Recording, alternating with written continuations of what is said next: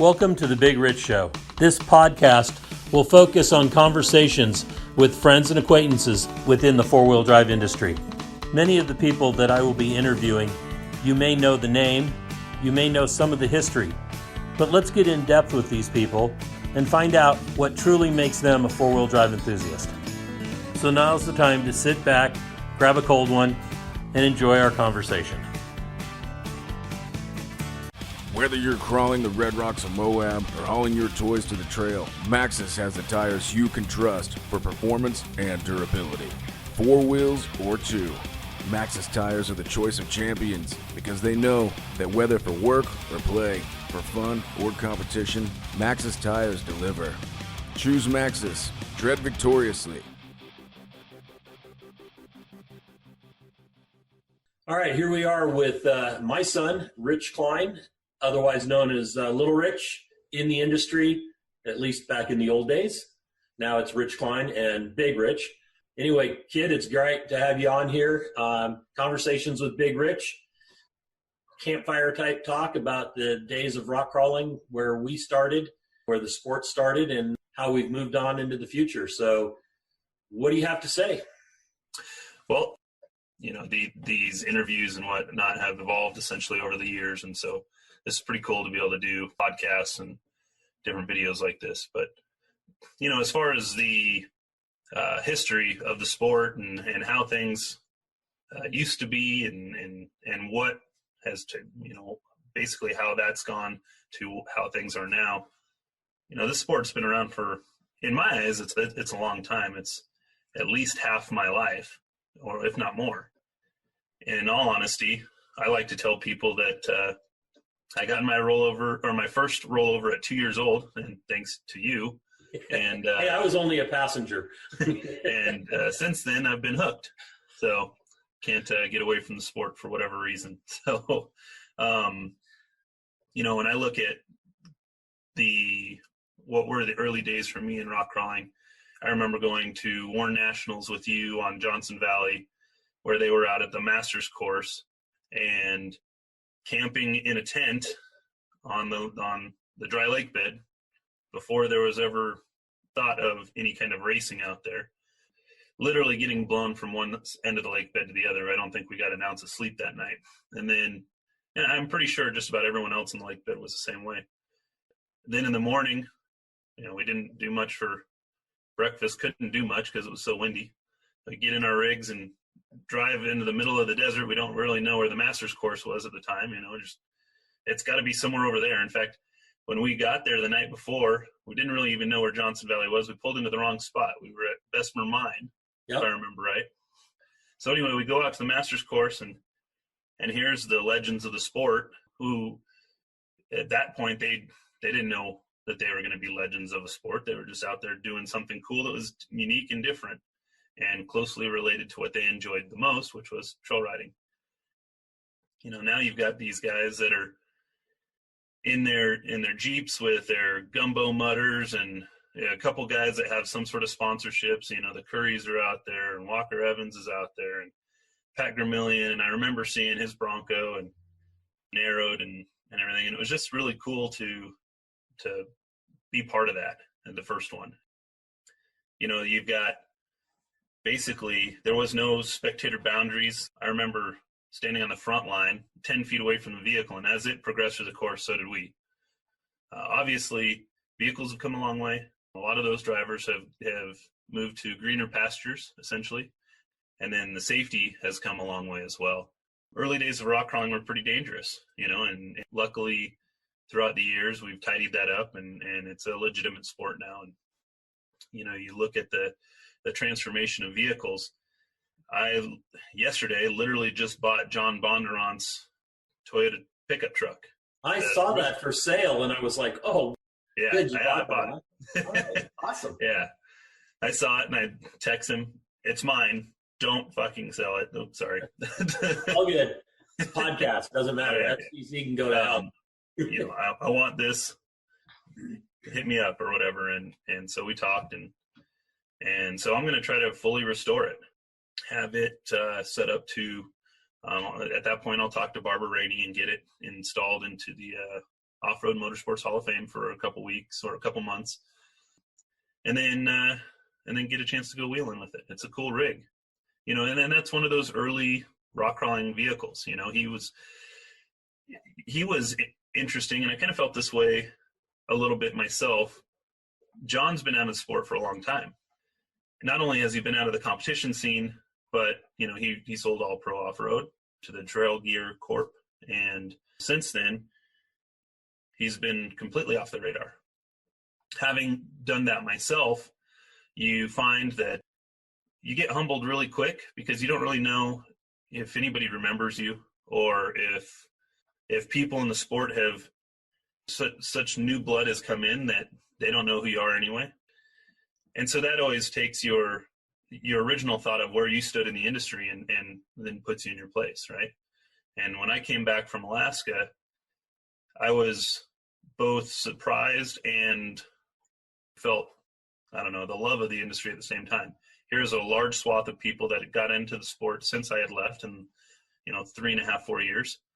But you still had the old reliable group that they knew who I was, and they remember me from the earlier days of rock crawling, and I could just kind of pick up where I left off with them. But I still had to prove myself in other ways to the new group. So when John posted the truck last night, I was about an hour late to getting to him. And he said he literally had over 100 messages to buy the vehicle. And he was waiting for a person that he knew that would really take care of the vehicle and restore it and everything. And he was humbled by the fact that even though he'd been out of the sport, that people still had a love for, his impact on the sport and what he did.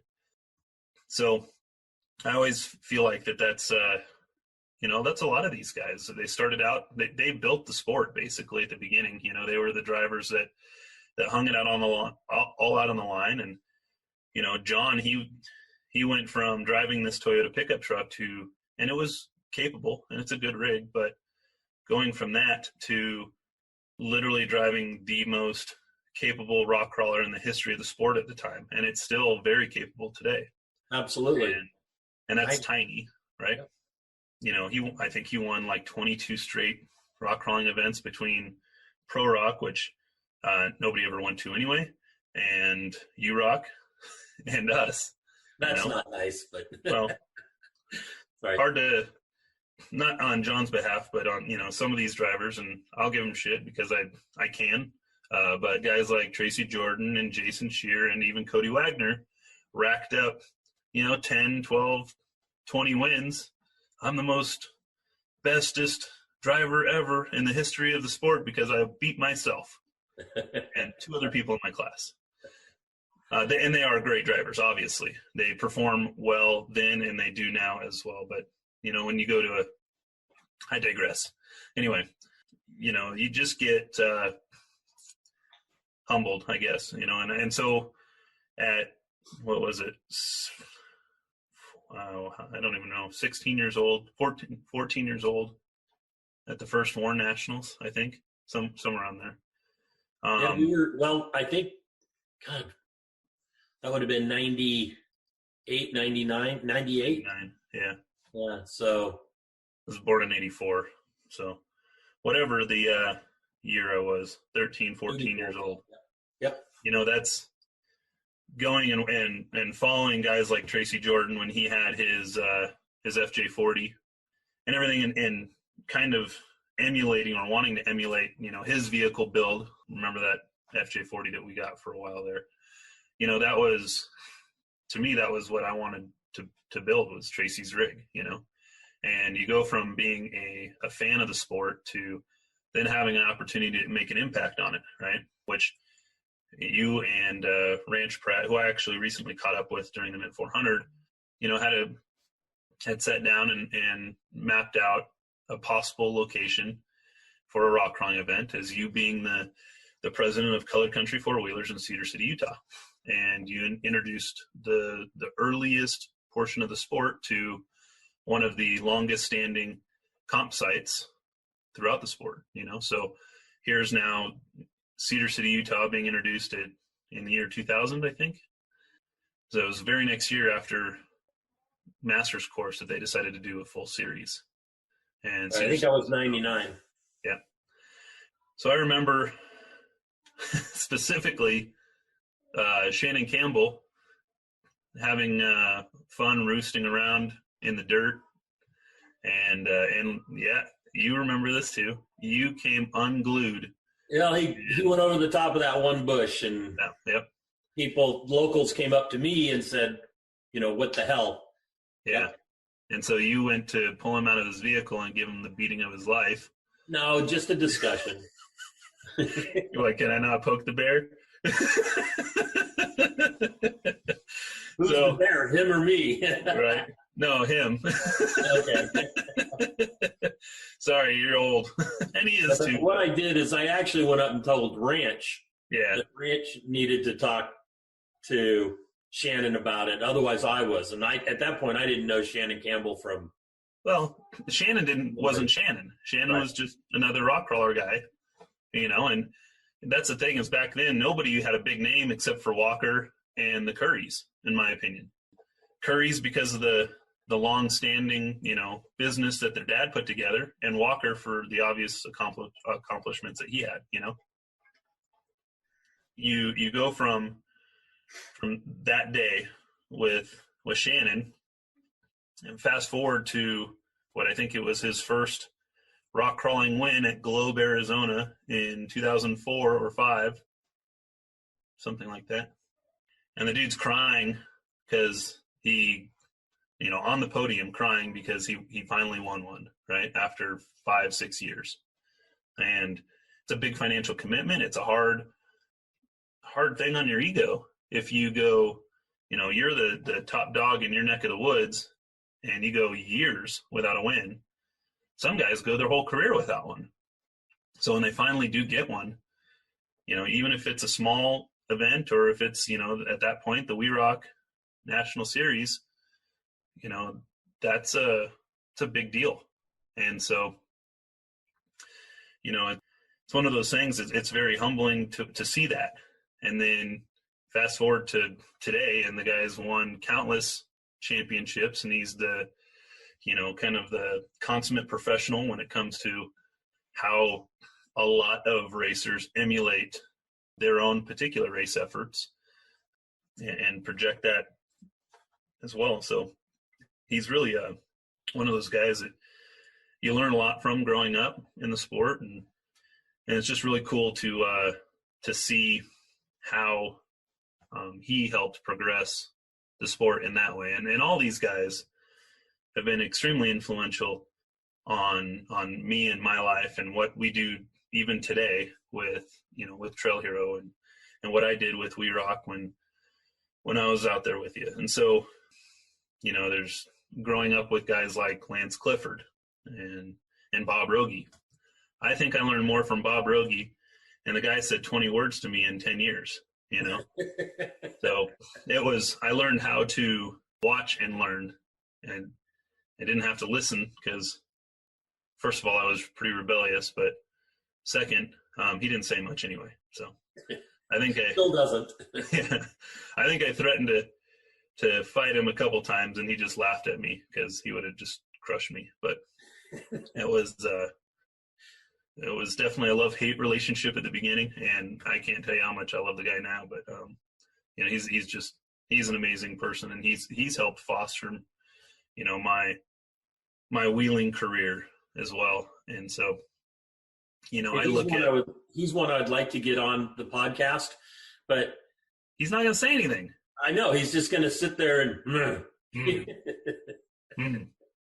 But he won't have a neck.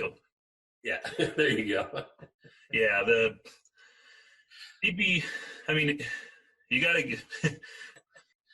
They probably won't get this podcast right. No. So anyway, you've got all these guys that and females that were in the sport in the early days that really made the sport unique and fun, and as they move on to other things, you have new blood that comes in, and it's really cool to see where the sport is now and how it is influencing a younger generation like it influenced me back in those days. It's influencing a younger generation now. And so I've kind of been big on trying to get some of the older vehicles kind of back into use. I feel like kind of instrumental in getting Damon back into the JR Bronco. Yeah, we're talking about Damon Hopper. Yeah. Yeah, Damon Hopper. And then get him into the race. And then you look at, I actually bought Brent Bradshaw's single seat Honda buggy that he competed in the limited class with. It had rear steer and whatnot. I bought the chassis for that, and we've been slowly restoring that for Austin and his friends. At one point I bought Jesse's original Willie's buggy and drove that for a while. That's here local, owned by a guy named Rick Jorgensen, and I'm waiting for him to put that up for sale again, and then I'll probably pick that up. And then you have a used car lot out and back. Oh yeah. Oh, you should. It's bad. My neighbors hate me. And now we've got John Bondurant's rig. So in addition to that, I've got James Tracy's rig, which actually just got sold. It will be going off to the new owner in the coming weeks.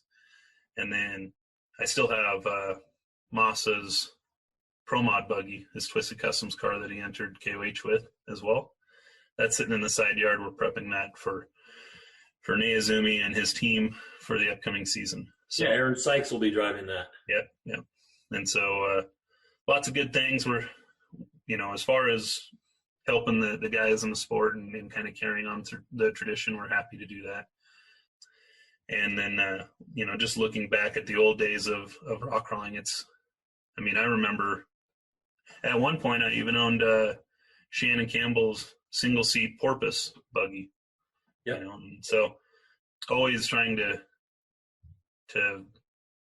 just follow the footsteps of those guys and make sure that when they look back on the sport that and I know you feel this way, that we kind of did it justice, and so it's been a lot of fun.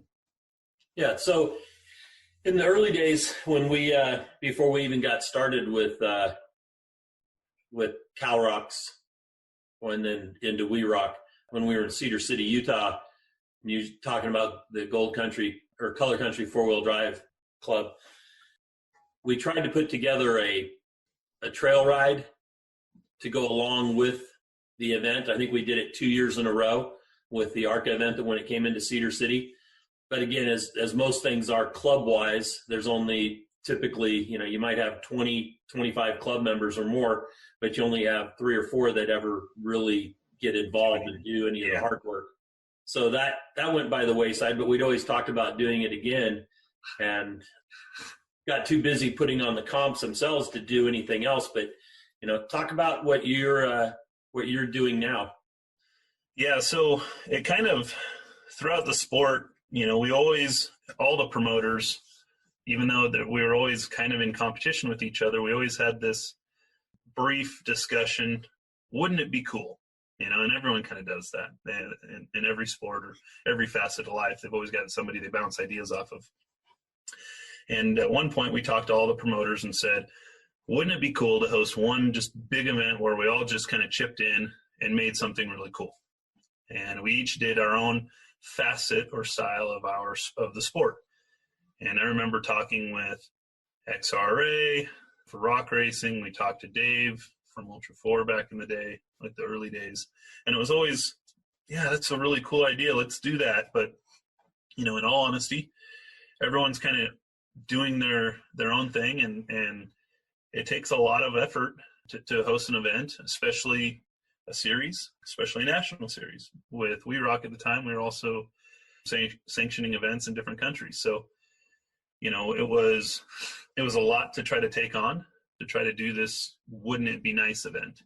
And then of course you get into, spectator fees and who gets what, and it just never really works out. So one of the things that I really enjoyed from those early days was that Color Country 4-wheeling event where we did trail rides mixed with in conjunction with the rock crawl.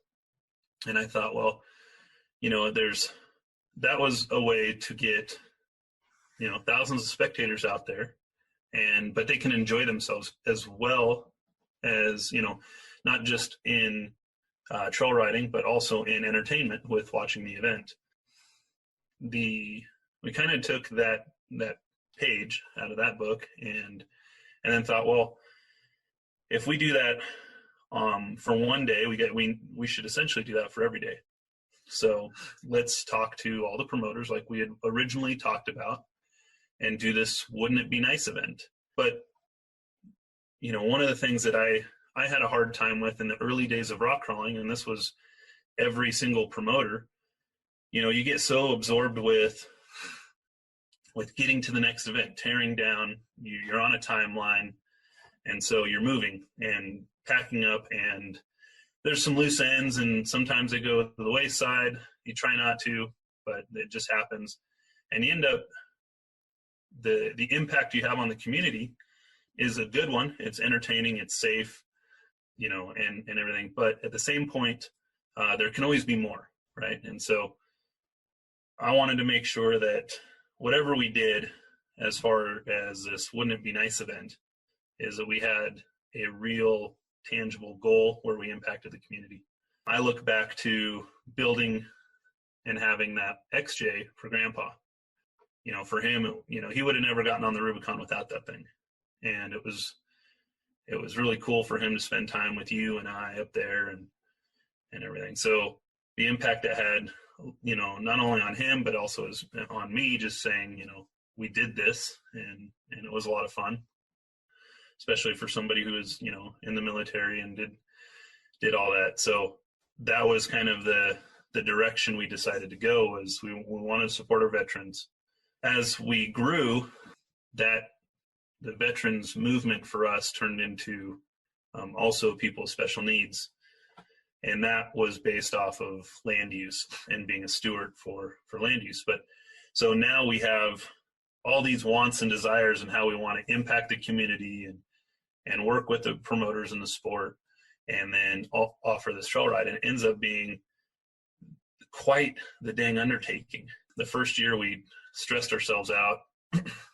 Every single person wanted to quit. It was, as much as I was into project management and scheduling, I took for granted my own personal work ethic and expected everyone to kind of meet that standard. And not that they didn't, they absolutely did, but they hated me for it afterwards. And so we looked at it and said, look, there was a lot of things we were successful at. Many people didn't see the first year how stressed the event actually was, but they knew that the message was right. And so the easiest way to put it is, so we host this event called Trail Hero. It's a 4-day guided trail ride event with free rock sports entertainment after your trail rides. And our message is providing motorized access to people who need it, people with special needs and veterans. There's different themed days of the event where we take out, one day is Special Needs Access Day, where we take out members of the community and give them motorized access to the outdoors. They can't go for a hike, jump on a horse, ride a bike.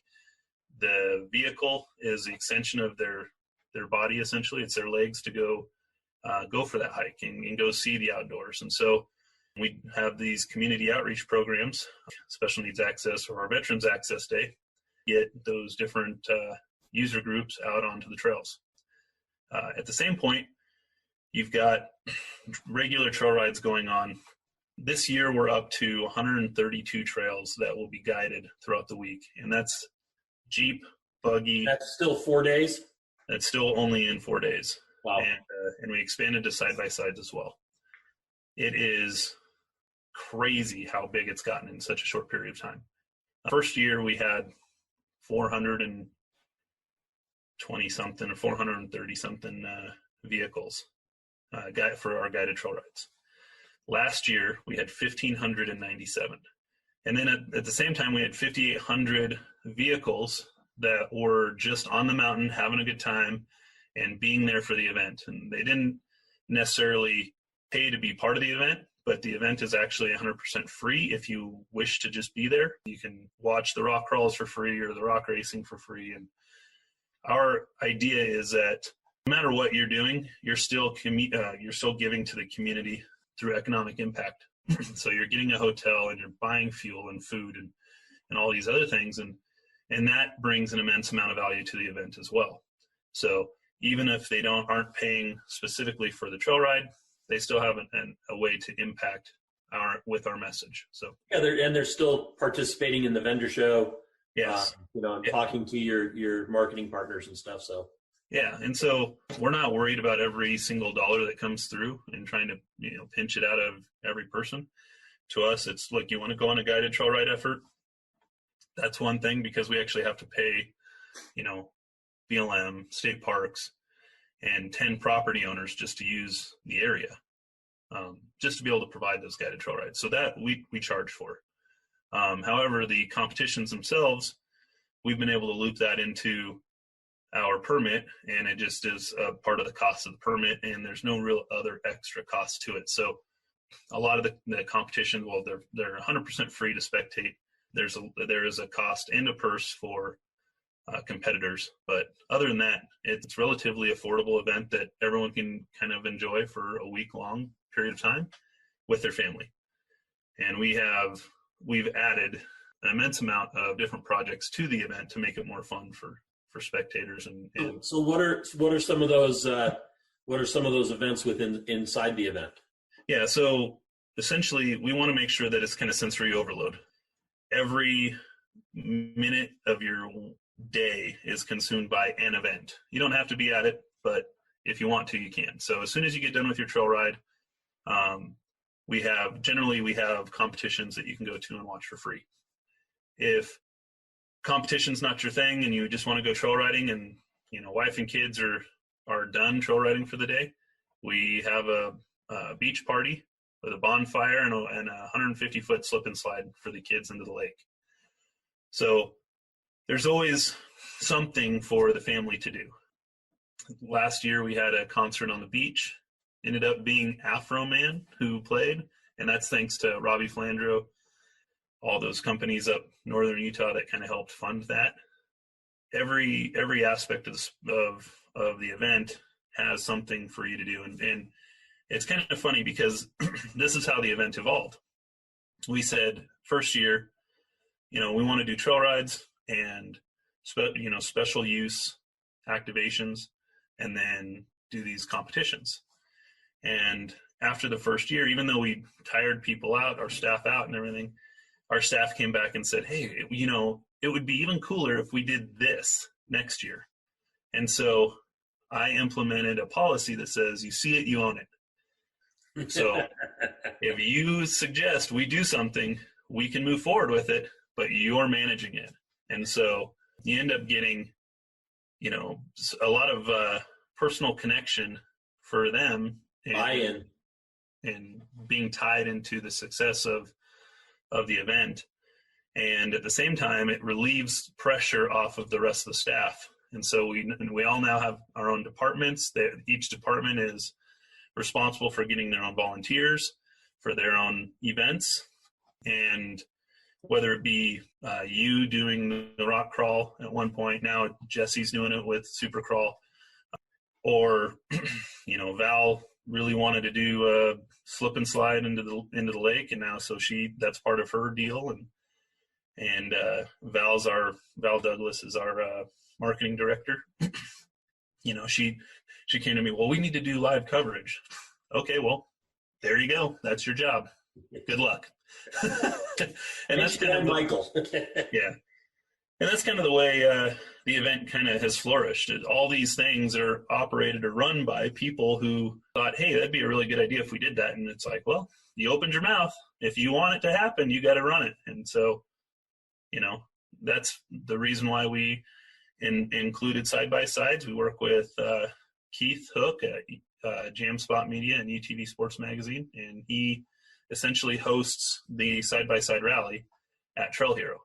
We wanted to have side-by-side events separate from the other events, and there's a couple locals who wanted to help us do that. And so that's their contribution to the event. And so it's kind of been this organic build for the event. And we kind of just say, look, here's your canvas, paint it however you want. And we just provide the sponsorship and the people, and then they host basically an event during our event. And it turns out that we essentially have something for everyone, and it's been a lot of fun. So you say it's 4 days. Are you going to expand that into a longer period at some point to help with the load of vehicles that show up? We definitely will. I mean, so that's the interesting thing is we already have people. The event starts actually on a Tuesday, and we do a charity golf tournament for Four Wheel to Heal. And then we do our kickoff party Tuesday night, which is awesome. Live music, first chance to get all the merchandise before it gets sold out. You get all your trails. You hang out with, these heroes of the sport, guys like Jesse Haynes and Cody and the Trail Breakers and Justin Kylman and racers and whatnot. And so it's just a fun event to be at, but there's no real trail ride until Wednesday. And so what ends up happening is the event, even though it starts on a Wednesday, people show up the Saturday before, make sure that they have their campsites, that they get some wheeling in without the guides or whatever. It turns out that a lot of those people, they come by the trailer, hey, is there anything we can do? And heck yeah, we load you up with banners and yeah, take all this shit and go out there and put it up. And so it helps us host the event, right? And they get there Saturday and then they leave. Our event ideally goes from Wednesday to Saturday. They leave that Sunday. They help us tear down the event as well. And here's just random people that they didn't sign up for the event at all, or maybe they did, but they're out there working with us, and it's just really cool. And there's been some thoughts in expanding and doing more guided trail rides, and that may happen. If we were projected to completely sell out this year. Things have obviously changed a little bit, but if we get to that point again, we'll have to expand. And that's fine. It doesn't bother me one bit. We don't want to ever sell out. We always want to have somebody who needs a guide can always have one. And so the interesting thing about Sand Hollow is it's not Moab or any other trail anywhere else in the world because it's open access OHV, which means open recreation, which means you can drive up any canyon, any rock, anything you ever wanted to do. You look at it and go, oh, that looks like fun. Go do it. There is no actual trail. What makes that difficult is between the weather here being our torrential downpour, like, I don't know how to put it. Monsoon season. Yeah. Or our, the town's called Hurricane, but it's spelled hurricane. And it's that way because of the winds. Every year at the end of the event. In the winds, you can't tell that there's ever a trail there anyway. And so Sand Hollow actually can be quite dangerous. If you decide to go explore, you can get yourself into some trouble. And if not, and you're not exploring, you're just kind of running around going, well, where's all the trails? I see all these cool pictures and I don't know where these spots are.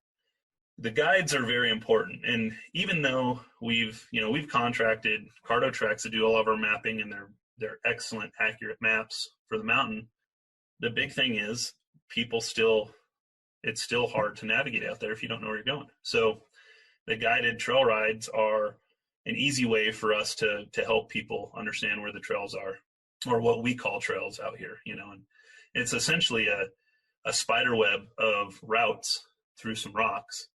And we've just designated, one leg of the spider web as a trail. But you can bounce from trail to trail and obstacle to obstacle and really get lost out there if you don't know what you're doing. Absolutely. And get your vehicle into a spot where you went into this canyon and it was risky, but it wasn't that bad. And now you're at this big obstacle you can't get around.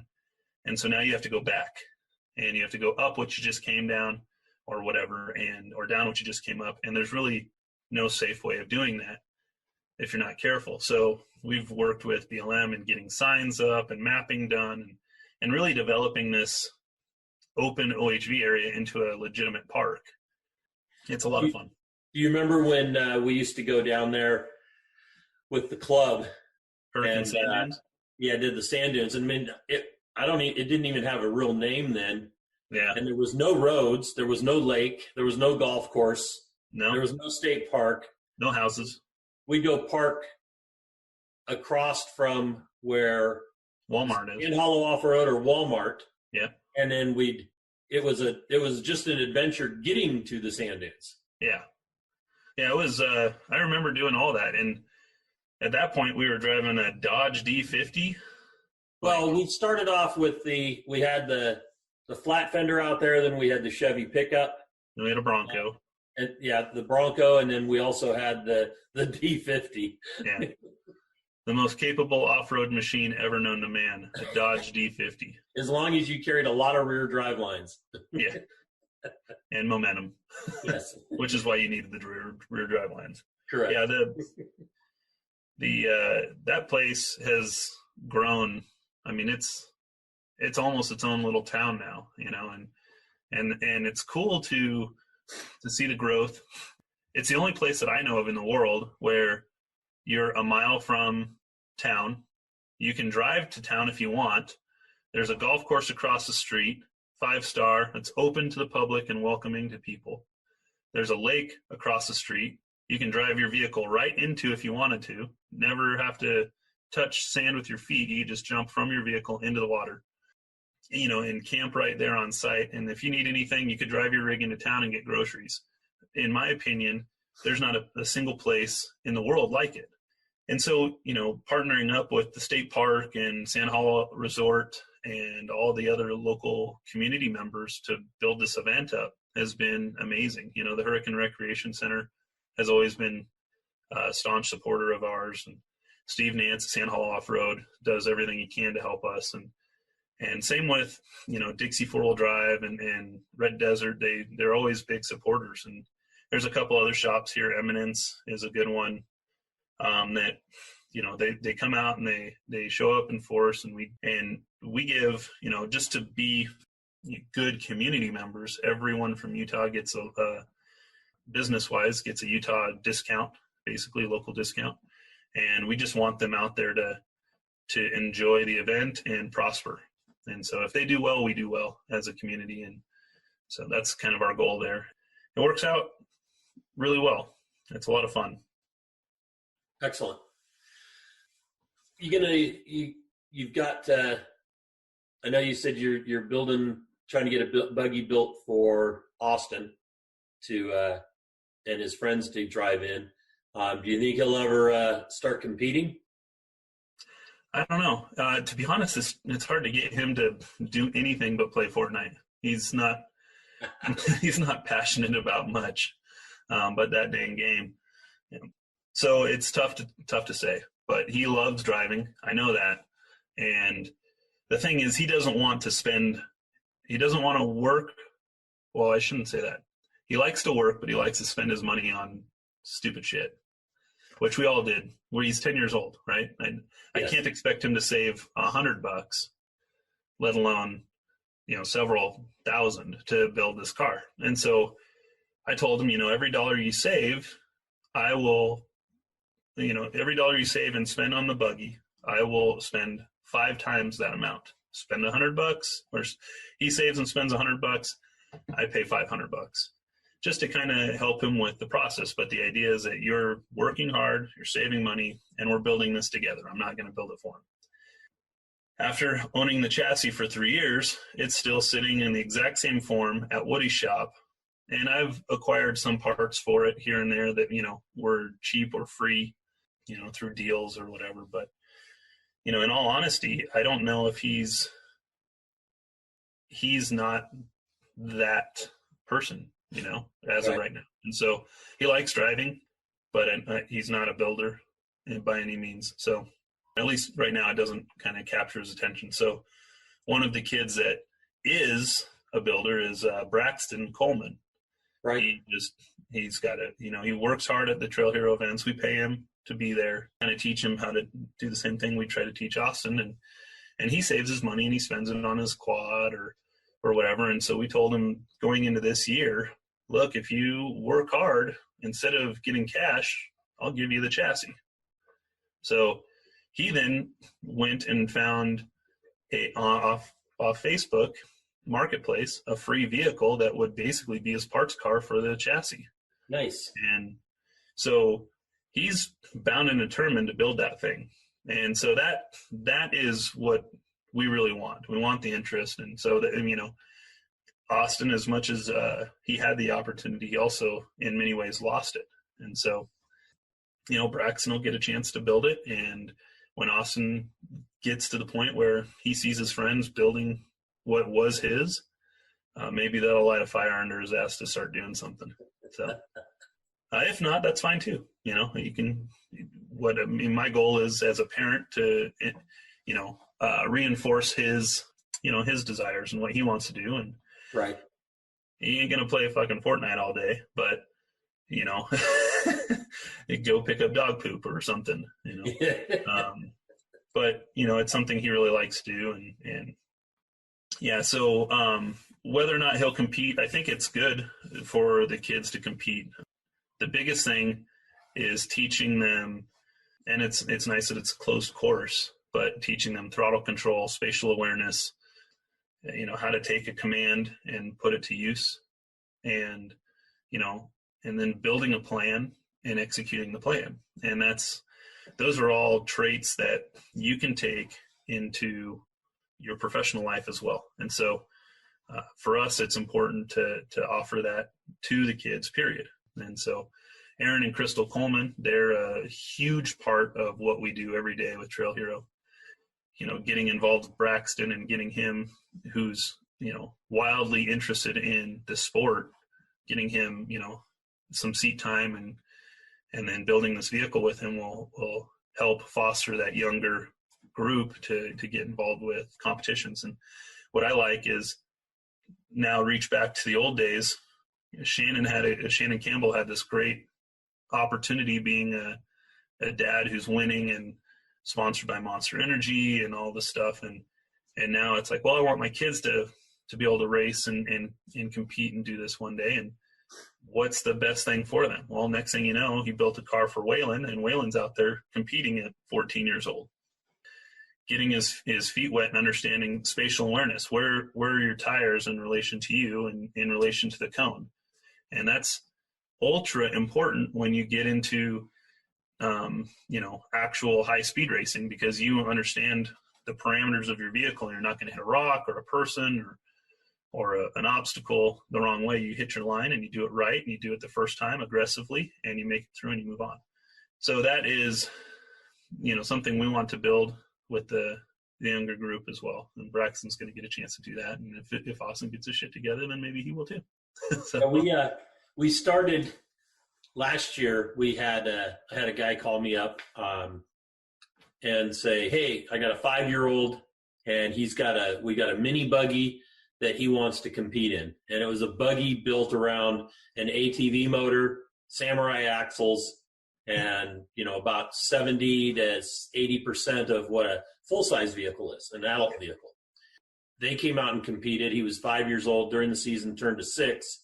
He's going to be competing again this year. But now, and that was on the East Coast. Now we have they're out of Oklahoma. Now we have a West Coast competitor that's 5 years old, and his dad they built a buggy, same thing, kind of, the same percentages being used and everything. And so it's really cool that that's happening. Cody Wagner, he's got that little mini twisted customs car that Ryan Busa built for him. So it's really great to see kids getting involved at even a younger age than we got them involved back in the day. I mean, with Dirt Riot and then with We Rock, we had, both of the Campbell kids out there, but everybody was always 12, 13, 14 years old. But now we're starting to see them at 5 years old. So that's pretty dang cool. Pretty cool to be able to help a kid develop not just, his driving. Obviously at that age, whether or not he's a good driver has nothing to do with anything. Exactly. But what you're doing is you're developing his character and his personality and teaching him through probably, the school of hard knocks, what's right and wrong about being a sportsman and a steward and, the environment and how to carry on and be self-sufficient. And so all good traits to have, and anytime you can get the kids involved, it just makes the sport so much more fun. So. Yeah, exactly. What else do you have? We one of the projects that we've been working on is the media side of Trail Hero. And we've been really good, I feel, with how we've promoted the event and our message. And then building Sand Hollow from basically being this obscure set of rocks that nobody really went to or knew of to being literally the hot spot for off-road in our opinion, and you've got all these people that are either selling companies or moving them to southern Utah and buying houses from Lance Clifford to live here at the dunes with us and go wheeling. And so the development has been great, but media-wise, we've been really pushing our television shows. We have a television network on Amazon Prime Video, and you can catch, all the Trail Hero events, and anybody who wants to distribute good content, we can help them do that on our Amazon Prime network. So we'll talk about that. What's it called? And so our Amazon Prime network is called Torn, which is the off-road network, and we work in conjunction with Amazon to build a house for off-road content. There's 2 media houses that are kind of pushing that. One is Motor Trend, which is a pretty big name, and the other is Torn. And so Motor Trend is, they are a privately promoted and essentially publicly owned by Discovery Channel. So it's kind of a big conglomerate and very difficult to get your content into there. But with us, we are, as long as you have good content, we're open to helping you distribute it. So essentially you're getting very similar distribution to Motor Trend, and it's all being promoted and pushed by Amazon. So you're able to get your content in front of, hundreds of thousands of people weekly. And then the profit center for it is much more obtainable and larger than YouTube. So you have a real professional outlook. You get a real check, tangible check. As your network grows or your show grows on our network, you make more, So, and on top of that, you get real distribution. It's not Netflix, but it's literally the next best thing. So, and it is definitely several levels higher above YouTube. So it works really well for us. We've got a couple shows. One's called Driver's Seat, where we sit down with, celebrities of our industry and go trail riding. And it's kind of like, celebrities in cars or celebrities in taxis in New York type feel, but we're on the trail wheeling obstacles, and sometimes it goes great and sometimes we get in a rollover and it's kind of crazy, what we got to do to get out of it. And there's, it's a lot of fun. And so we've done one with Tony Pellegrino and one with Steve Nance, getting ready to do one with the Rockstar Garage guys. We've got one coming up with Agility Off-Road in northern Utah. And then in a couple weeks, we'll be with Bailey Built, Gordon Bailey, and a group of Broncos on a very, very difficult trail. So it's pretty entertaining. The entire show is produced and edited while we're driving on the trail. I have the switchboard in my lap, and not only am I the host, but I'm also switching cameras, and there's, 2 cameramen outside the vehicle kind of filming how the vehicle goes through, and then we mount cameras inside the vehicle for, as we talk and whatnot, it picks all that up in the audio, and we just tell a story. And we also teach you how to get through the trail. So not only do you get a chance to see some wheeling, you also get to experience the trail itself and find out from the pros how they attack certain obstacles and are successful or unsuccessful getting through. So, you'll get someone like, Tony Pellegrino on Double Sammy. He he did really well at telling people what and how to get his Jeep through, this really popular trail at Sand Hollow. And then in between the obstacles, you get a chance to kind of open the book of our celebrities, like Tony or Steve or some of these other guys, and see, what makes them tick. What is it that they, what's the message that they want to tell their fans or their viewers?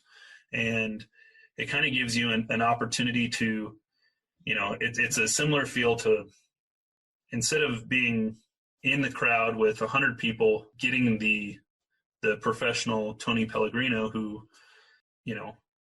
is overwhelmed by a lot of people. This is a way to basically sit in his motorhome and ask him any question you want, and on a very personal feel. So you get to understand that, his kids drive him and Genrite to be successful. And, he's really looking forward to his kids taking over the business soon. And that means to him and how he fostered his kids to feel that, to fill those shoes. And you get to really understand who these people are. So it's a lot of fun to watch, and it's pretty cool to just be a part of. It's all very, I don't know.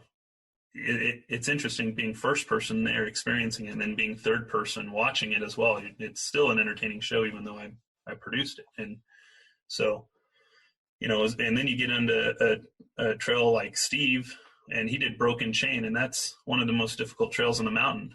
And he almost rolled over a couple times and went off the line and slid off, a couple times. And it just goes to show you how difficult these vehicles, what they're capable of, and the difficulty of terrain that they can go over.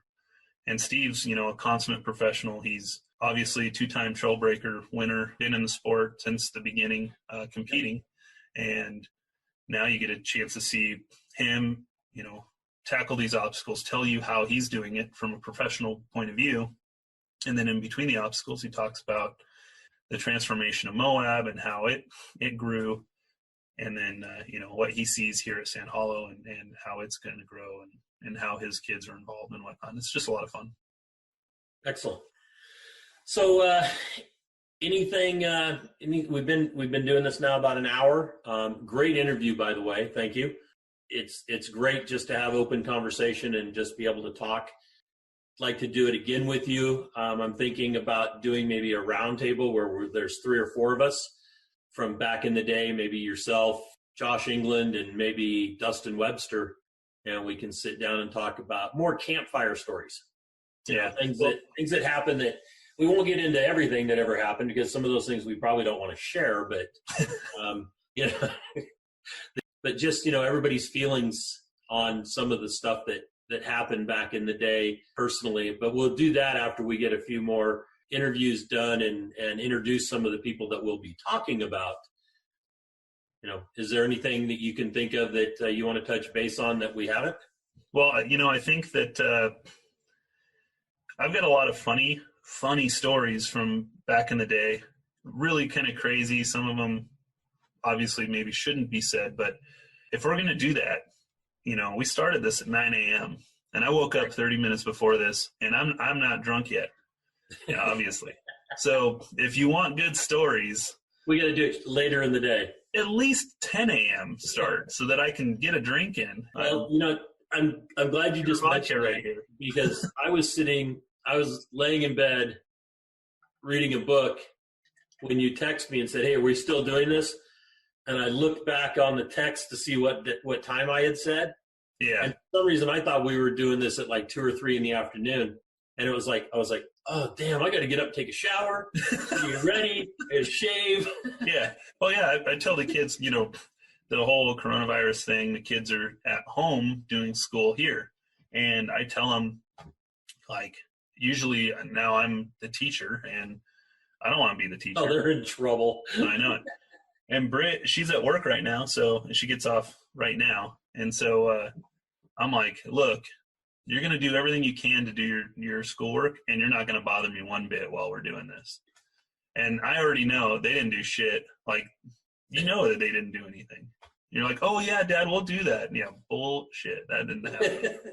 So yeah, I think a little later in the day would probably get a couple more entertaining stories out of me and not so professionally structured, especially if every time I'm talking about Trail Hero, I need to be in one particular professional light. But if we get a chance and we say, hey, this is all about old school crazy shit that happened, let's do it a little later, and I'll have a couple drinks beforehand, and then we'll get loose and have some fun with it. So sounds like an idea. All right. Well, cool. Thank you for spending your morning with me, and get out there and with my grandkids and teach them something. Teach them more than I taught you, if I taught you anything. And what not to do. Yeah, long list. We won't talk about those. But anyway, thanks for coming on. I just want to say, congratulations on everything you've done with Trail Hero and raising the kids and being the dad that you are and the son that you are. So thank you very much. Great. Thanks for having me. Likewise. Obviously today, I know you don't really date these things, but it being April Fool's, my hands are tied. I'm not allowed to no post more. anything. So I'm very much restricted from being the typical me on April Fool's. I've done something every year for forever, and last year was a little too much. But anyway, thanks for having me. Appreciate this, and I can't wait to do it again. Okay, thank you. See ya. I'd like to take this opportunity to thank Forlow Magazine for contributing to the success of this podcast. Forlow Magazine, an enthusiast magazine for the 4x4 off-road community. Well, that brings this episode to an end. Hope you enjoyed it. We'll catch you next week with Conversations with Big Rich. Thank you very much.